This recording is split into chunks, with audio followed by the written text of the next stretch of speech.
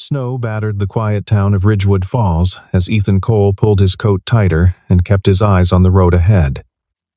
He had nothing left, no savings, no leverage, no clean path forward for his daughter. The repair shop had been slow for 3 straight months.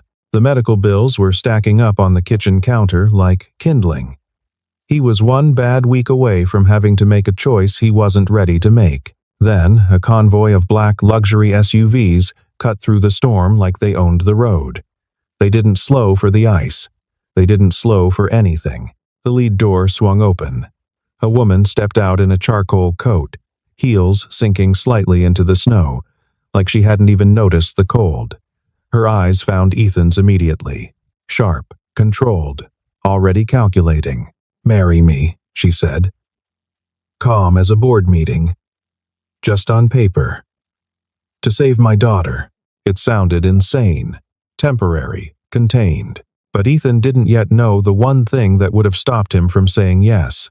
This contract marriage would pull him into a world of power, buried secrets, and a truth so quiet it would take a blizzard to finally say it out loud. The snow had been falling since noon and showed no sign of stopping. Ethan Cole stood outside the garage he rented by the month, watching the road like he expected something to come down it, though he couldn't have said what. His daughter, Lily, was inside the waiting room, curled up on the worn vinyl bench with a paperback and a cough she couldn't quite shake.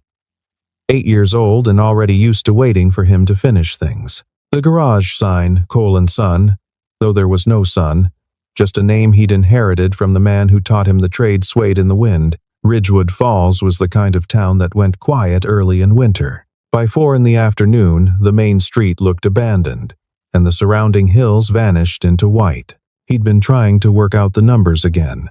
The Delaney truck job hadn't paid what he quoted. The parts for the Kessler contract were backordered, and the envelope from the specialist's office was still sitting unopened on the passenger seat of his truck, which told him everything he needed to know about how he felt about opening it. Lily's cough had been going on for 6 weeks. The pediatrician had referred them to someone in Burlington who used words Ethan had to write down to look up later. None of the words were cheap. He heard the convoy before he saw it. 3 black SUVs moving in formation, headlights cutting through the snow like something from a different kind of story. They turned off the main road and into the gravel lot with the slow, deliberate precision of people who never questioned whether they had the right to be somewhere. The lead vehicle stopped. The door opened. She stepped out without hesitation. Charcoal wool coat, dark hair pulled back tight, and the particular kind of stillness that comes not from patience but from absolute control. She looked at the garage. She looked at him. She didn't introduce herself. "You're Ethan Cole." It wasn't a question. I'm Victoria Hale." A pause that felt intentional.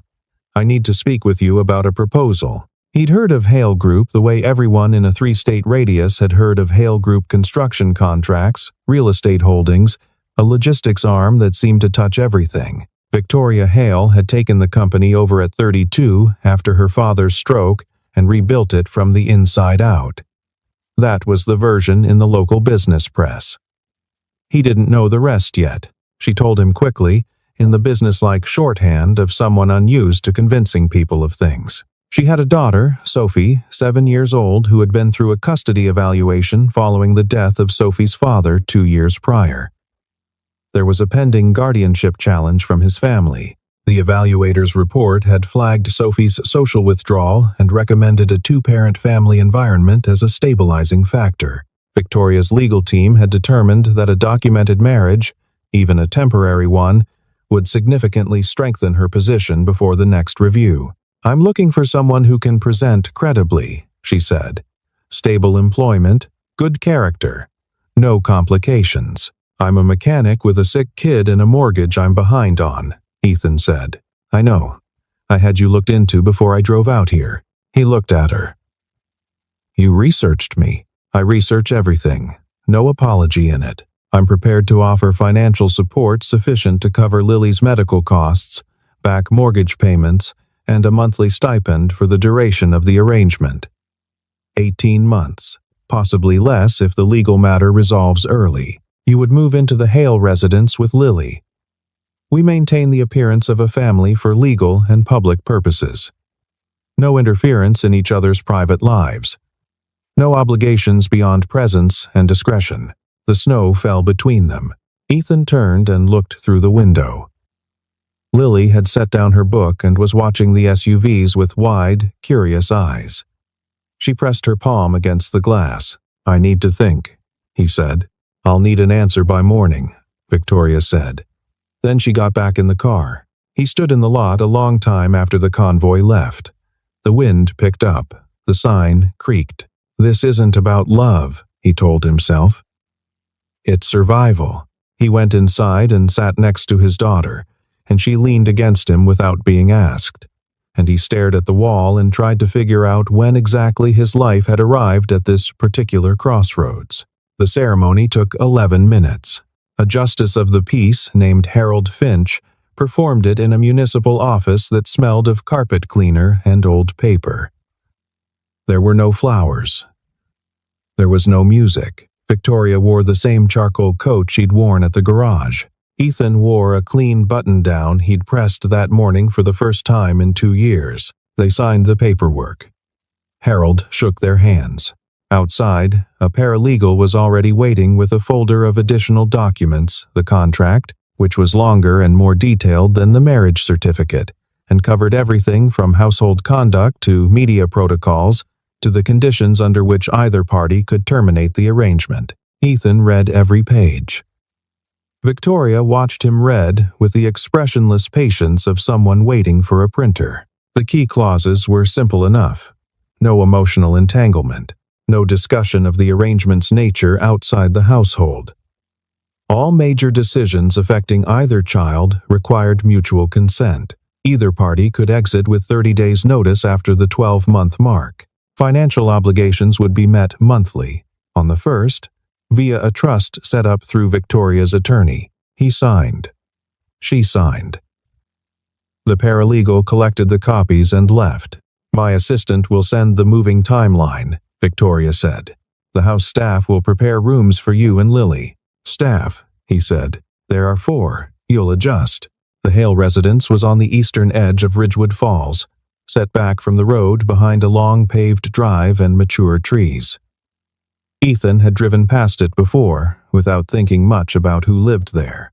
Up close, it was larger than he'd expected, 3 stories, pale stone facade, every window lit in the January dusk. It looked like a hotel that had decided to pretend to be a home. Lily held his hand going up the front steps. She was quiet in the way she got when she was working something out. "Dad," she said. "Yeah. Is she going to be our family now?" He squeezed her hand. "We're going to be staying here for a while. That's what we know right now." Sophie met them at the door, technically, in that she was standing in the hallway when the door opened. She was small for 7. With her mother's dark eyes and her father's, or so Ethan assumed, careful distance from everything. She looked at Lily. She looked at Ethan. She turned and walked away without speaking. Lily watched her go. She seemed shy. Give her time. Victoria was already moving toward her study. One of the staff, a quiet woman named Gretchen, who seemed to have been briefed on exactly how much warmth to project, showed Ethan and Lily to their rooms. They were nicer than anything Ethan had slept in. There were fresh towels folded in hospital corners and a bowl of fruit on the dresser that no one had asked for. He sat on the edge of the bed and listened to the house. The media attention had started the day after the wedding announcement went through the legal channels. Local first, then regional Victoria Hale, CEO of Hale Group, quietly weds local tradesman. The phrasing varied. None of it was wrong. Exactly. The legal team had prepared a 2-line statement and released it without comment. Victoria had told him, "Don't engage, don't explain, don't confirm or deny anything beyond what the statement covers." He was a role. He understood that. He'd agreed to it. What he hadn't quite prepared himself for was how completely he would feel it. That first night, dinner was served at 7 in the formal dining room. Victoria sat at the head of the table. Ethan sat across from an empty chair. The girls sat on opposite sides and didn't speak. One of the staff served a meal that was well prepared and completely silent to eat.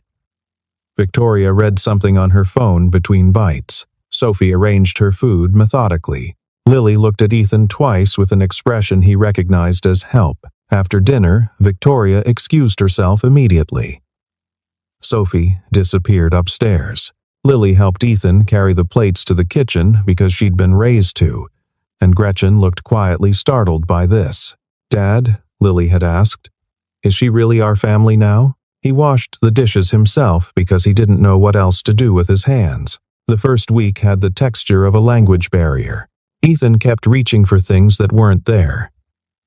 The sound of quiet that meant Lily was asleep replaced here by a stillness that felt entirely different, watchful rather than restful. He woke up each morning, slightly disoriented, and took longer than he should have to remember where he was and why. The house had rules that no one stated directly.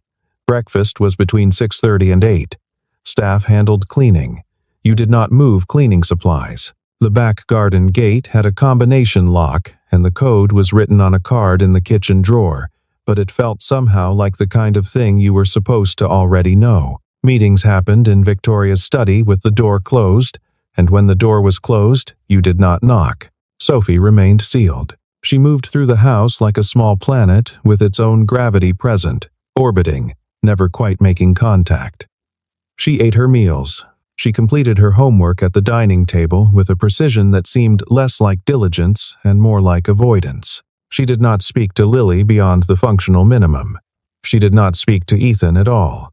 Lily tried. She was constitutionally incapable of not trying. She put a drawing of a dog on Sophie's door. Sophie did not acknowledge it, but she also didn't remove it. Lily took this as progress. Ethan wasn't sure she was wrong. Victoria was present in the house the way a building is present, structurally significant, entirely impersonal. She left for the office at 7:15 each morning before the girls were fully awake. She returned at 7:30 each evening in time for the formal dinner that proceeded in the same studied silence as the first. She answered direct questions. She initiated nothing.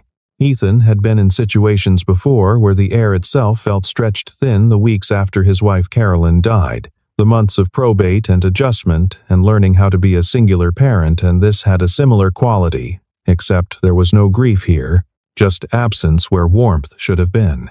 On Thursday of the first week, he made dinner himself. He didn't ask. He just arrived in the kitchen at 5:30, found Gretchen prepping the usual, and said, politely, that he'd take it from here tonight. Gretchen looked at him with an expression that mixed surprise with the faint alarm of someone whose professional territory had been gently breached.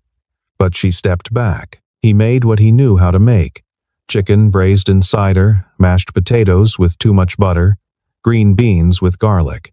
Nothing complex. Nothing requiring equipment he had to ask about. The smell changed the house. Sophie appeared in the kitchen doorway at 5 minutes to 6, drawn by something she probably couldn't name. She stood there, looking at the pan like she was solving a problem. "It's chicken," Ethan said. He didn't make a production of her being there. She said nothing. But she didn't leave. When dinner was served, something small but measurable shifted. The food wasn't the usual careful restaurant-quality meal that appeared from behind closed kitchen doors. It was rougher, more fragrant, unmistakably made by a person rather than a process. Lily ate enthusiastically and said so, loudly, in the way she said most things. Sophie took a second serving without being asked. Victoria looked at her daughter's plate. Then she looked at Ethan. It was the longest she'd looked directly at him since the wedding. Her expression didn't change, but something behind it did a slight recalibration, quick as a blink. She said nothing, but that evening, for the first time, she did not go directly to her study after dinner. She stood at the kitchen counter for 4 minutes, Ethan counted, not on purpose, drinking tea and looking out the dark window.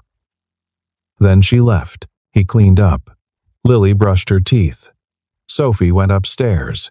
The house settled into its particular quiet, and Ethan thought something moved, just slightly, in there. It started with a leaking pipe under the second-floor bathroom sink. Ethan heard it on a Saturday morning, the thin, steady drip that mechanics recognize the way doctors recognize a murmur. He found the source, assessed the joint, and went looking for the right wrench in the utility room. He found a toolkit that had apparently never been opened. Every tool still nested in its foam cutout, pristine and theoretical. He fixed the pipe in 20 minutes.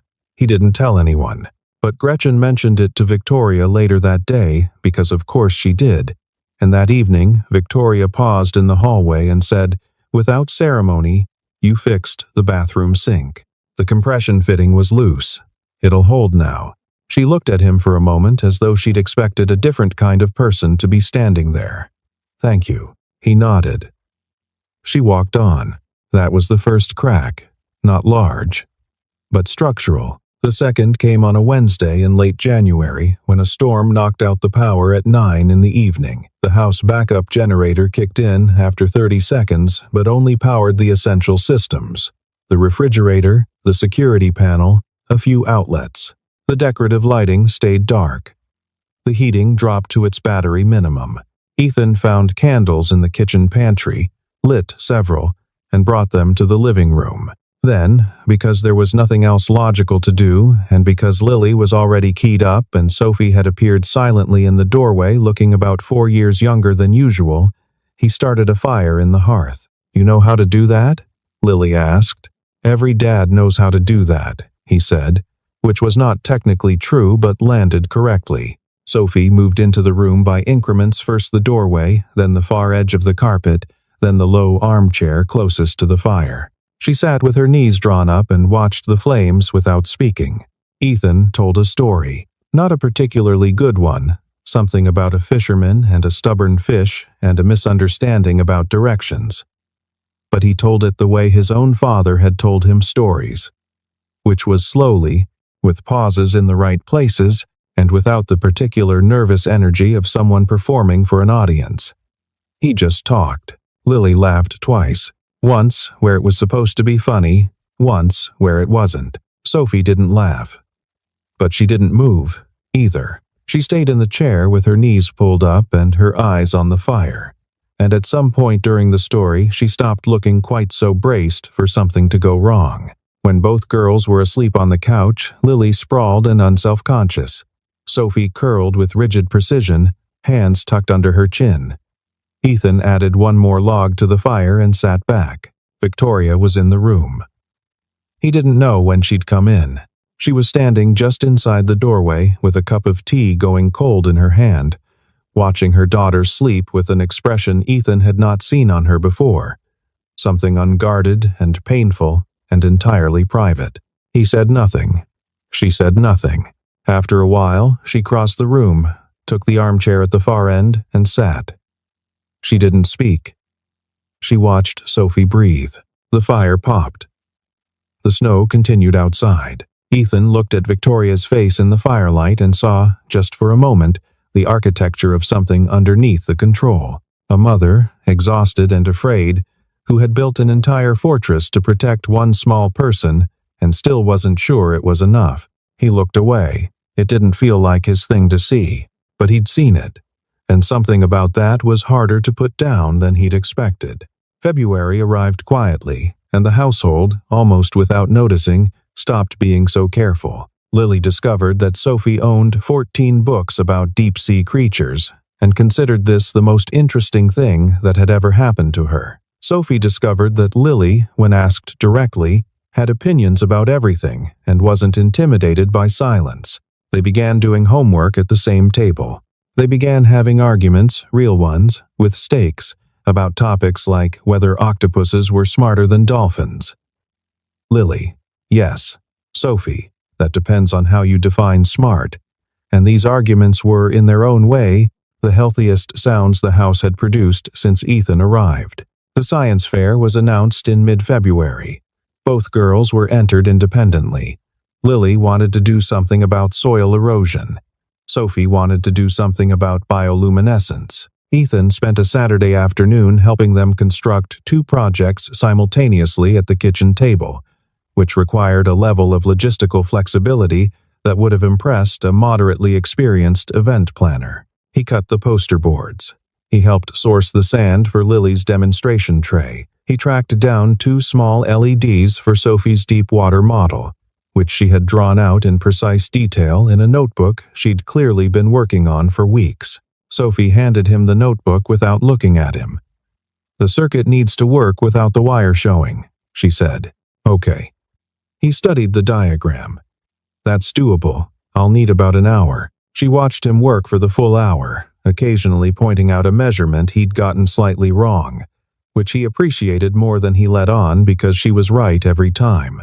The night of the fair, Victoria arrived 20 minutes after it opened. She'd come directly from a meeting downtown, still in her work clothes, hair slightly less controlled than usual from the wind, moving through the crowded school gymnasium with the quiet intensity of someone who'd had to make an effort to be there and was aware it showed. She found Sophie's display first.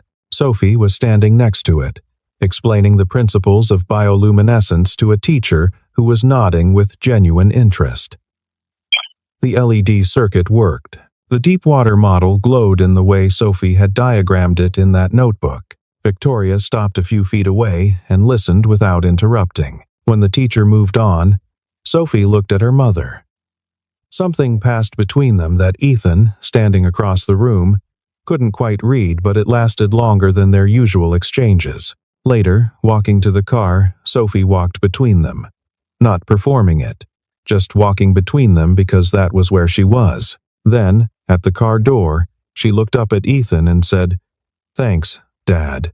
She caught herself immediately, blinked, recalculated, looked away. "Any time," he said. He didn't make it into a moment. He just meant it. In the car, Victoria sat in the front passenger seat and looked straight ahead at the road. She was quiet for the whole drive, but it was a different kind of quiet from the governance policy quiet of the first weeks. It had texture. It had something moving underneath it. They got home. He made hot chocolate because February was that kind of month. She stood at the counter while he made it and didn't leave the kitchen. "She called you that at school last week too," Victoria said finally. When she didn't think I'd hear, he handed her a mug. "Kids do that. She hasn't called anyone that in 2 years." He didn't know what to say to that, so he didn't say anything. The hot chocolate steamed. Outside the window, snow was falling again, soft and unhurried, the kind of snow that settles into silence. She was looking at him. He was looking at the window. The moment stretched 3 seconds longer than either of them had planned, and they both felt it. And then she picked up her mug and left the kitchen, and neither of them said another word that night. The story broke on a Tuesday morning in early March. Ethan saw it first on his phone, still in bed at 6:15. The notification that had filtered through the news aggregator he used to track weather and local jobs. Hale Group CEO's marriage. A business strategy. He lay there for a moment, reading it with the still, careful attention he gave to things that were about to change everything. It wasn't one outlet. It was 4. Simultaneously, which told him this hadn't leaked, it had been placed. Someone had given the story, structured and documented, to 4 different publications at once. The pieces were detailed. They had the timeline of the custody evaluation. They had a description of the arrangement, accurate enough to have come from someone with access. They had photographs, the courthouse, the SUVs in his garage lot, Ethan and Victoria at the school science fair, standing too close in a way that now read entirely differently in the framing of the headline. The narrative was cleanly hostile. CEO orchestrates sham marriage to deceive family court. Hale Group stock at risk as board raises concerns about leadership judgment. By 8 o'clock, he knew the source was internal, someone on the board or close to it, someone who'd decided that Victoria's vulnerability was leverage. The Hale family attorney called the house at 8:45. Victoria was already on a second call. Ethan sat in the kitchen with Lily and listened to the house operate in emergency mode for the first time. It sounded like control evaporating very fast. The board meeting was called for noon. Victoria came downstairs at 10 in her best coat, hair sealed back, every expression banked. She passed through the kitchen without stopping. "Victoria," he said. She paused. "What do you need?" She looked at him. For a moment, something crossed her face, not gratitude exactly, but the recognition of having been seen, which was its own kind of thing. "To get through this meeting," she said. "That's all I need right now." She left. The meeting ran 4 hours. Ethan drove Lily to school, came home, made lunch, brought Sophie her after-school snack without being asked. The staff moved quietly. Nobody mentioned the news. At school, a classmate had said something to Lily about her parents not being real. Lily had told him about it in the car with the flat, factual tone she used when something hurt, but she decided not to perform it. He sat in the parking lot for a moment before driving, one hand on the wheel, working through a feeling he didn't have a clean word for. He felt like a liability. That was the word, finally. Victoria came home at 7 with the answer he'd halfway expected. She sat across from him in the kitchen, hands flat on the table, and said it directly, the way she did everything.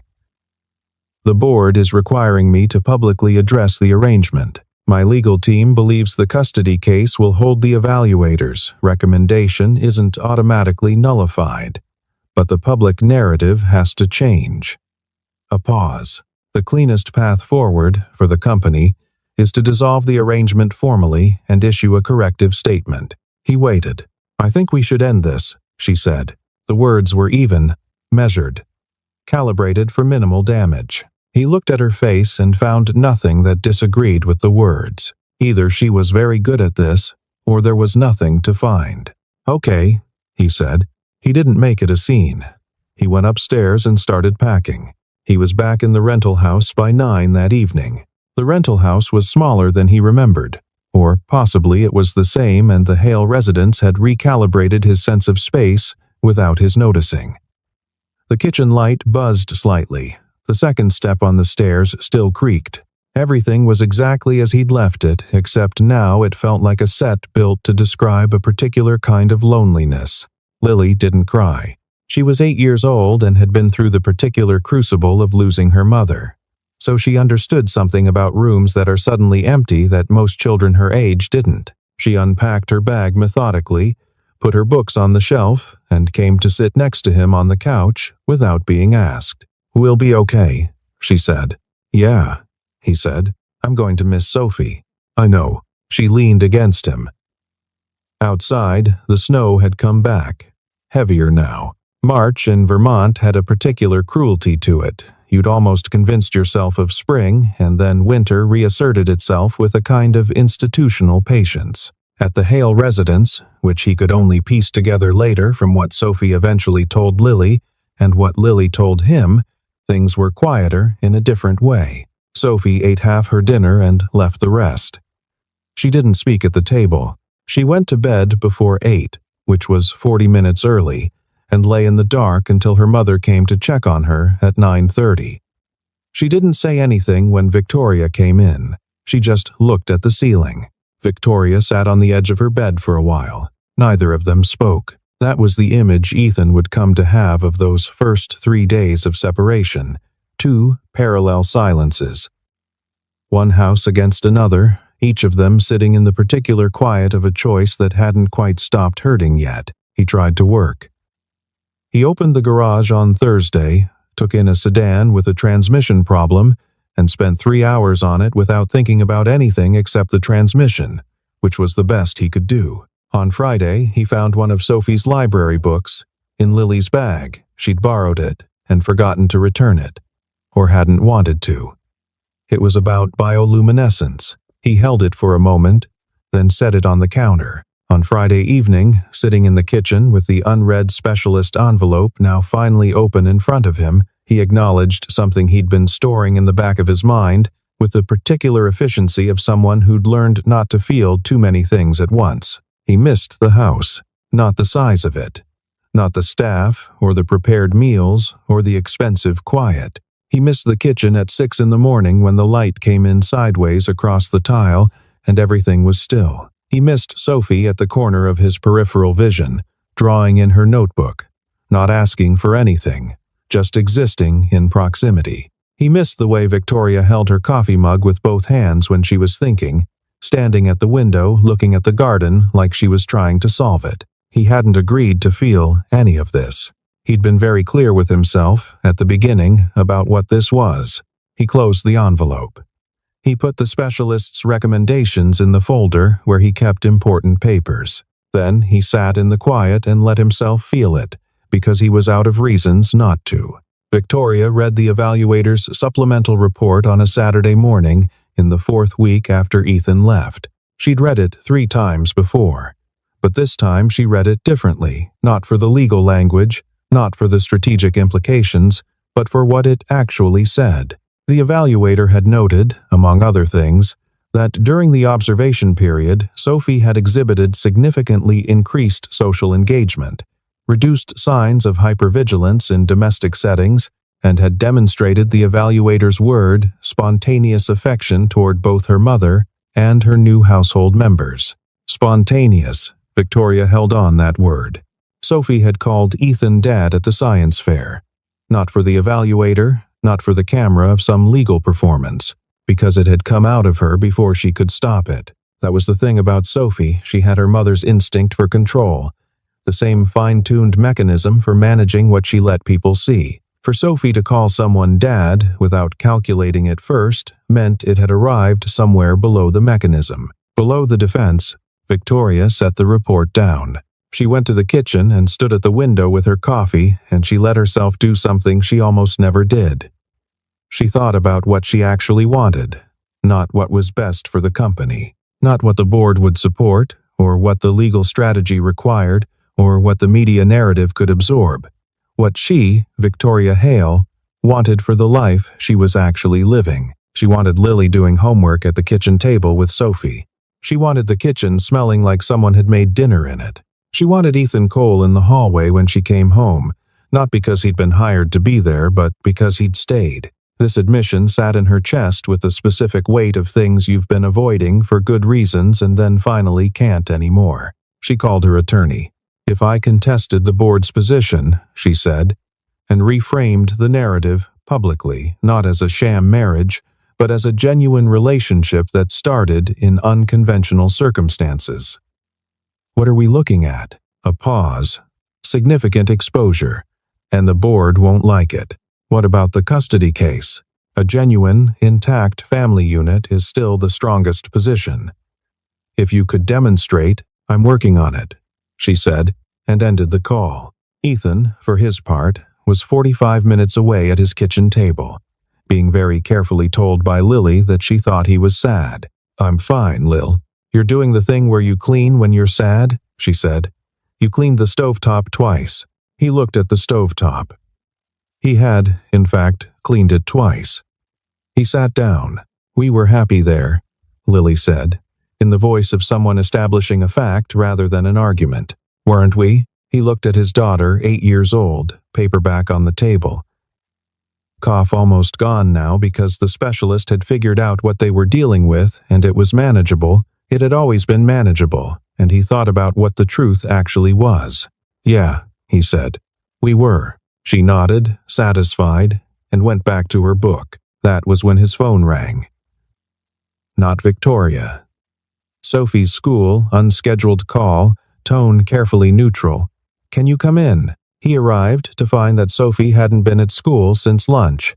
She'd told her teacher she was going to the bathroom, and she hadn't come back. He called the Hale house immediately. Victoria answered on the second ring. "Sophie's gone," he said. "She left school. I don't know where." A pause, half a breath long. "I'm on my way," she said. The storm came in fast, the way March storms did 40 minutes from light snow to reduced visibility, the temperature dropping through the afternoon while they searched. The school had contacted the police. The police were measured and procedural about it. A 7-year-old with a home address and no history of this, probably sheltering somewhere nearby.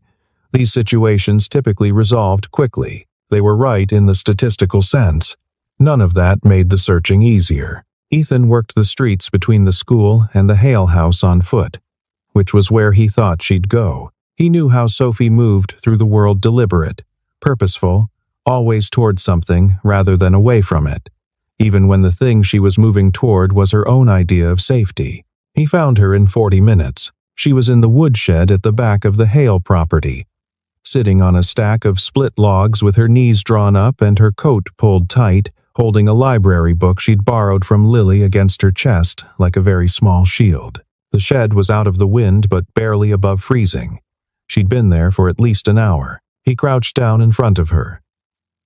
He didn't say anything immediately. She looked at him. Her eyes were wet, but she wasn't crying. In the active sense, she'd been crying earlier and had stopped, and what was left was the particular stillness on the far side of it. "The book's about deep-sea fish," she said, voice small and hoarse. "Lily let me borrow it. I know." He sat down on the logs next to her. He didn't crowd her. She was going to send it with me, but she forgot. Sophie looked at the cover. "She likes the anglerfish," she said. "I think the viperfish is more interesting. Tell me why." "Because the anglerfish just waits. The viperfish moves." He sat with that for a moment. "That's a good reason." She leaned against him, then, not gradually, not cautiously, but with the sudden collapsed weight of a child who had been holding herself very still for a very long time, her head against his arm, knees still drawn up, hands still around the book. He put his arm around her. She didn't say, "I don't want to go back to how it was." She didn't say, "I want you to come home," or "I called you Dad because I meant it," or any of the things those were substitutes for. She just breathed. The shed door opened. Victoria stood in the doorway, snow on her coat, breathing from running across the property. She saw Sophie. A sound came out of her, not a word, just a sound, compressed and involuntary, the kind that only comes when something you've been terrified of losing is suddenly not lost. She crossed the shed and put her arms around Sophie, and Sophie let her, and for about 20 seconds, neither of them moved. Ethan started to stand to give them space, to step out, but Victoria's hand caught his sleeve. She didn't look at him. But she didn't let go, so he stayed. After a while, Sophie straightened up. She looked between them with the clear-eyed directness of a child who has decided that something needs to be said. "I want us to be a family," she said. "A real one, not the kind that goes away." The shed was cold. Outside, the storm continued its work. Victoria looked at Ethan. He held her gaze and waited. She had the expression of someone who has been very precise about everything for a very long time and is about to say something that is the opposite of precise. He could see her working up to it. He didn't rush her. "Was any of it real to you?" he asked quietly. "Any of it." She took a breath. "All of it," she said. "I just didn't know what to do with that." He thought about the kitchen window, the fire, the science fair, the moment with the hot chocolate when they'd both felt the same thing and both looked away. He'd looked away because it wasn't his to want. That had been his mistake, believing that wanting something you hadn't been offered was some kind of overreach. "So, do something with it now," he said. She did. It was just 3 words. "Come back home." He looked at Sophie, who was watching him with her father's or whoever's clear-eyed patience. He looked at the library book about deep-sea fish. "Yeah," he said. "Okay." They walked back to the house together through the storm. Sophie held both of their hands. The snow fell. The lights of the house were visible from the edge of the property. Every window lit. The board meeting was scheduled for the following Wednesday. Victoria went into it alone, which was her preference. She had prepared a statement, not the one her PR team had drafted, not the one her attorney had suggested, but one she'd written herself at the kitchen table the night before while the house slept. She told them the truth. Not the legal strategy truth, not the managed narrative truth, the actual truth, that an arrangement made in calculated necessity had become something she hadn't planned and couldn't dismantle, and that her decision going forward would reflect that, and that the board could respond to it however they judged appropriate. 3 board members walked out. 2 asked questions that were legitimate and received direct answers. The remaining members, after a break and a closed-door conversation she was not present for, voted to maintain her position subject to a 6-month performance review. She came home that evening and told Ethan what had happened the way she told him most things now, directly, at the kitchen table, without theater. "The stock dipped 4 points, she said. "Is that bad? It'll recover." A pause. "It's been worse," he nodded. "Dinner's ready when you are." She looked at the kitchen at Lily and Sophie side by side at the table, arguing about something submarine-related with the focused energy of a long-running disagreement that had become its own form of friendship. At the steam coming off the pot, at the particular quality of light in the kitchen at this hour, and she held it for a moment the way you hold something you'd been afraid of losing. 5 minutes, she said, and went to change. The public correction came through a formal statement that acknowledged the arrangement's origins while declining to characterize the current relationship in contractual terms. The language was careful, the subtext was not. Enough people understood what it meant that the questions largely stopped, replaced by the mild, curious indifference that attends most stories once the drama has resolved. The custody evaluator submitted a supplemental observation report in April. She noted that Sophie's presentation had changed substantially since the last evaluation: increased engagement, improved sleep patterns per parental report, no further incidents of school refusal. She recommended that the current family configuration be maintained and that no further interventions were indicated at this time. The Hale family attorney filed the report. The matter was, quietly, closed. In May, Ethan moved most of his tools into the detached workshop behind the house. He'd begun taking small projects again, furniture commissions, custom cabinetry alongside the mechanic work, which he still ran from the garage in town 2 days a week. The work suited him. The balance suited him better than anything had in years. Sophie's bioluminescence project won second place at the regional science fair. She was philosophical about not winning first. The first-place project was about water filtration, she told Ethan on the drive home. That sounds useful. Bioluminescence is also useful, just on a longer time horizon. He laughed. She looked satisfied. On a Friday evening in June, the 4 of them ate dinner on the back porch, because the light at that hour was worth the trouble. It was the kind of late spring evening that appears in New England, as if apologizing for winter warm, generous, the grass very green and the air very still. Lily and Sophie had gone inside to get dessert and were taking longer than necessary, which meant something was being negotiated in the kitchen. Victoria sat across from Ethan with a glass of wine, watching the last light on the garden.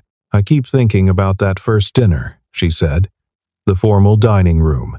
The silence. "I keep thinking about the hot chocolate," he said. She smiled, not the controlled, public-facing version. The other one, that he'd first seen by firelight and had been watching for ever since. "What about it?" "I looked away," he said. "I shouldn't have." She considered that. "We both did." "Yeah." The girls came back with ice cream, disagreeing about something with the happy, unguarded energy of people who've decided each other is permanent. They took their seats, and the argument continued, and the light continued fading, and nobody rushed anything. Later, when the girls were asleep and the house had found its particular quiet lived in now, full of the specific sound of a household that was actually working, Victoria came to stand next to him in the kitchen, not needing anything, just present. The snow was 6 months away.